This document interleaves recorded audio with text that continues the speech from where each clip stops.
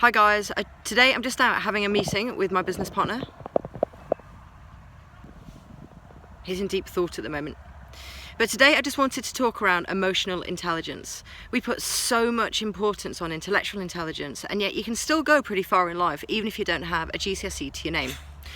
It's a lot harder to go further in life without emotional intelligence. So today I'm going to share what I believe is 3 top traits that people possess when they do have a high level of emotional intelligence. Trait number 1 is what I call a me.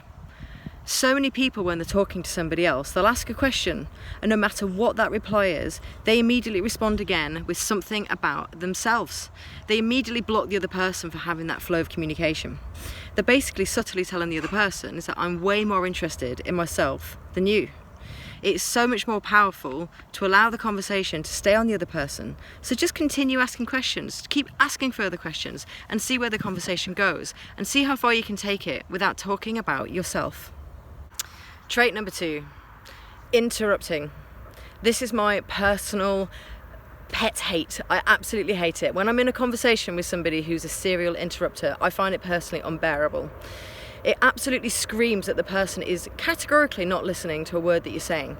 They've got something in their head, it's locked in their head, and they're just waiting for an opportunity to say it before they just blurt it out and speak over you anyway.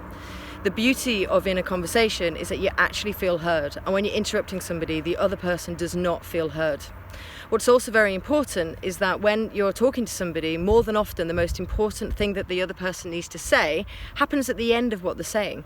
So if you're denying the other person the opportunity, you're just making the conversation be really, really broken. Trait number 3, being attentive. How much does it suck when you're talking to somebody and then they just start scrolling through Facebook or Instagram on the phone or something? In my opinion, it just leaves a message that what you're saying isn't of any particular importance.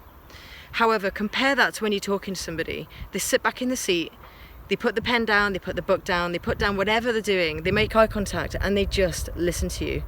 It's so much more rewarding for the other person when they're talking, and they see that. It's so much more engaging, and it creates an environment where it's so much more easy to build a deep connection.